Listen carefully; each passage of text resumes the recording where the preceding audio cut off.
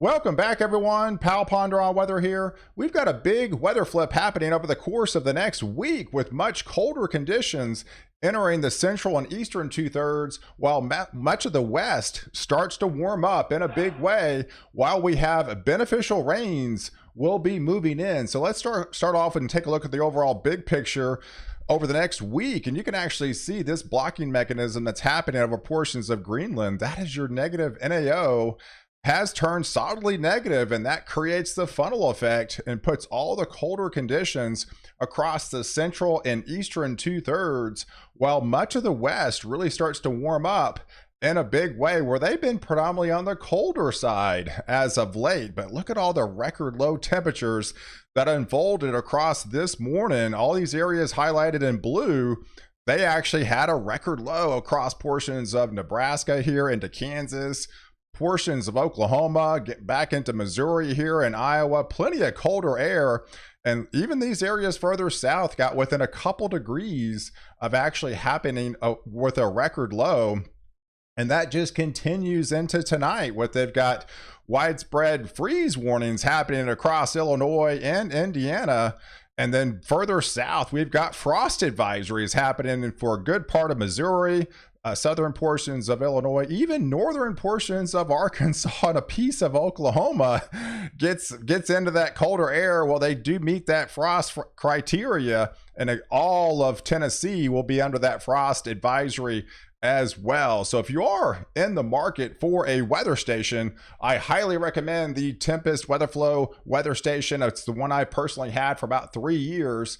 The cool thing about it is it's all solar, and it only takes about 10 minutes to install. I know a lot of people have taken advantage of this and received it themselves. But man, you have access to like 45,000 people that actually have the Tempest currently right now. If you'd like to purchase one, I do have a discount code in the description below, which is highlighted right here. It offers a 10% discount and free shipping at checkout. So let's take a look at this radar this morning. You can actually see this really strong cold front that moved across the deep south yesterday in portions of Texas. That's creating some overrunning setup and really chilly rain across portions of the Dallas-Fort Worth area and just south into central Texas. But where that cold front hasn't made it, they were getting some stronger thunderstorms. Look at all the lightning displays happening right now across the deep south of Texas, where they do have intense thunderstorms happening later on this afternoon with 60, 70, even some 70-mile-per-hour wind gusts are going to be expected across the Rio Grande Valley. But further north, we do have some rain shower activity in portions of the Bridgeport area, going up into Albany as well as into the Boston region. And that will be moving out as we get deeper into the daytime hours. But look at all the rainfall that's going to unfold over the next 24 to 36 hours. We've got that widespread rains across portions of the Dallas-Fort Worth area this morning. But yes, further south, very heavy rain is going to be out ahead of that cold front. For these areas down into the deep south of Texas, do expect all three modes of severe storms unfolding with very heavy rain. And then up the coast here, there's that storm system that's going to be continuing to be on the move. So highlighting those 1 to maybe even some 2-inch totals across Rhode Island, back into Massachusetts and Connecticut here, into Vermont, New Hampshire, even into portions of Maine. We'll start getting into some of that heavier rain. So let's take a look going forward, heading into your Tuesday timeframe, because a very active system continues with another vorticity that's going to be draped across, coming in from the northwest, diving southeast, and underneath that, it's actually going to be pretty cold enough. Even some higher elevations even could still see some snow out of this deal, but that's going to create the lifting mechanism further south to highlight more rain opportunities and actually some severe storms as the dew points start to rise down here into portions of Texas. You can see actually this low pressure center forming across the panhandle of Texas. Look at all those beneficial rains across a good part of Oklahoma, and you can actually see this steady stream of moisture where the temperatures start to try to increase a little bit. But they're going to be hit with another little cold front that's going to be draped across portions of the south. That's going to create some instability and produce some stronger thunderstorms that could turn severe in the heat of the afternoon. So they do actually highlight a slight risk for severe storms, really from Dallas to Waco to Austin, back here into Lufkin, but you could still see some stronger storms even into the Victoria area, down as far north as the Texarkana, beginning in portions of the Wichita Falls area. The main risk from this setup would be your larger hail, and this looks to be a peak heating type of event as the dew points start to rise back into the lower 60s, maybe mid 60s, possibly about 4 or 5 o'clock time frame. So definitely be on high alert. Even on Tuesday, some of these could turn severe, and as they do, they could have some larger hail associated with them. But look at the rain that's going to unfold across portions from Monday into Tuesday, with heavy rain setting up literally basically from Oklahoma City to Dallas and points eastward. So this whole area really is going to get hit hard over the next couple of days. But the heavier rains on Tuesday timeframe will be highlighted over eastern Texas, eastern Oklahoma, portions of Arkansas, into Louisiana here.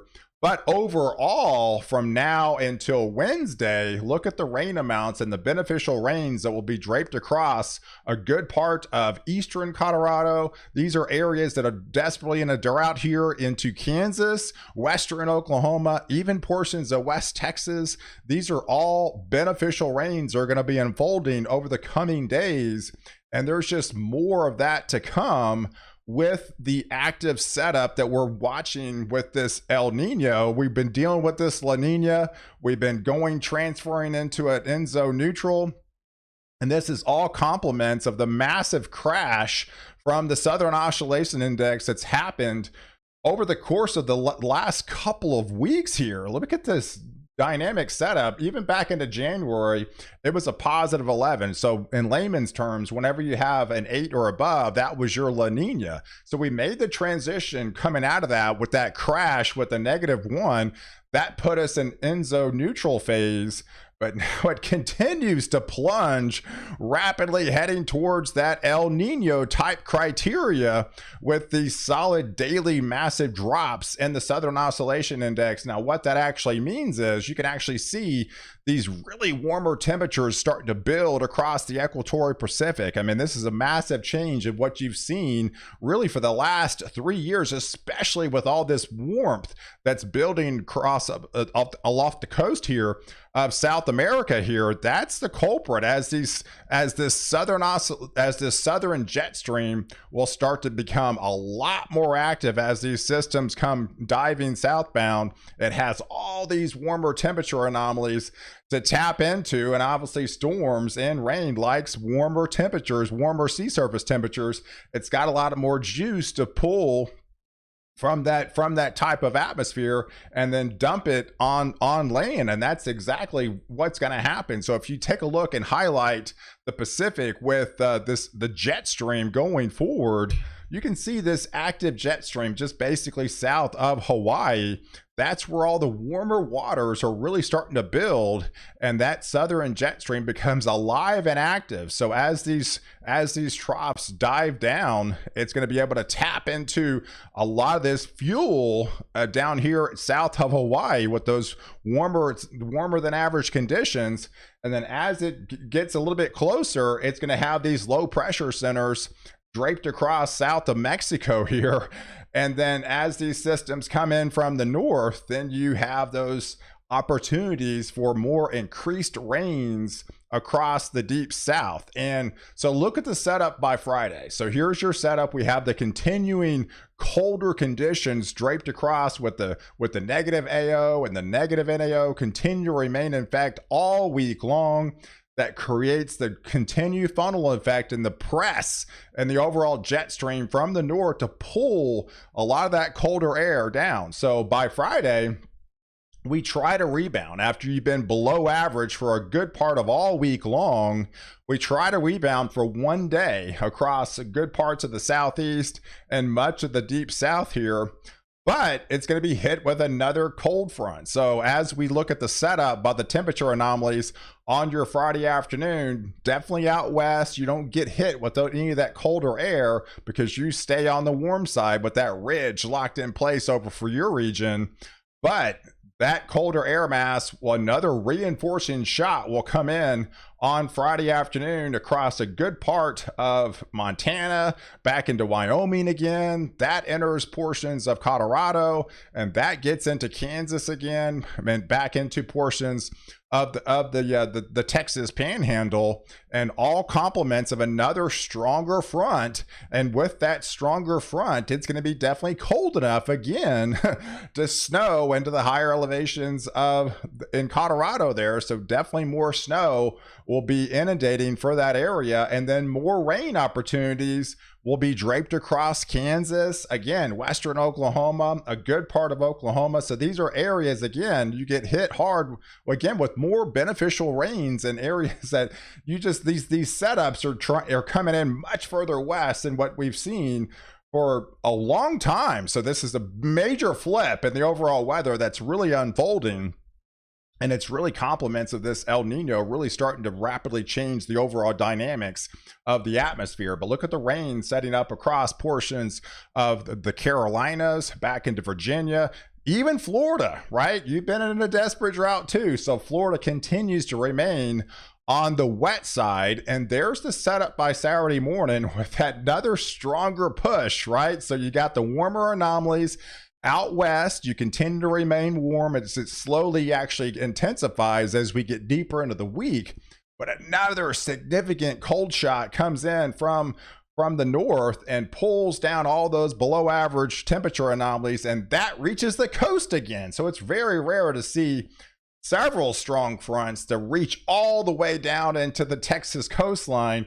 And a lot of comments that say, is it ever going to make it to Houston? Yeah, both of these fronts actually make it to Houston. So you got 20 to 25 degrees below normal conditions headed into your Saturday afternoon. That is some rare stuff for a late April timeframe for them.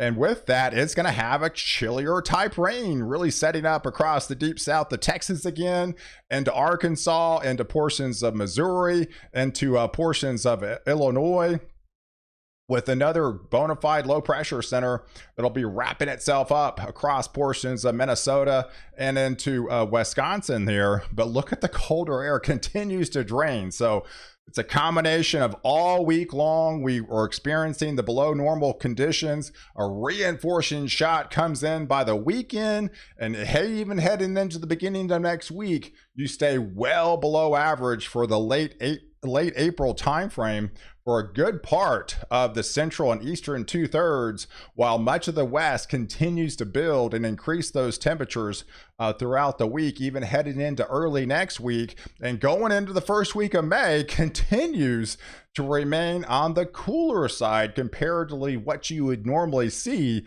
for your first week of May. So a lot of colder air continues to drain in from the north, and it remains on the below average, the normal side. But overall, look at the rain, guys. I mean, this is definitely a good sight to see. You got not much of anything out in the desert Southwest. Obviously, California got hit hard. You're starting to dry out, but areas that desperately need the rain, eastern Colorado, portions of western Kansas, western Oklahoma, good part of Oklahoma, much of North Texas, look at central Texas, even the deep south of Texas, they all need beneficial rains. So these rains are slowly shifting a little bit further west. I know West Texas desperately needs the rains itself, but I think this will easily transition and pull back a little bit further west as we get deeper into your May. So, but look at all the heavier rains will be draped across portions of the southeast, back into the Tennessee Valley, heading up to Kentucky, and then another pocket of heavier rains will be across portions of the northeast, with several inches of rain adding up over the course of the next week for you guys up there. And then there's your snow. So it's still going to be cold enough. We're talking about all these below normal conditions. In the higher elevations, you're still going to get some snow, especially across the Intermountain West and back into the Rockies. And with the combination of several systems, especially the one on your Friday and Saturday time frame, you could get some really heavy snow.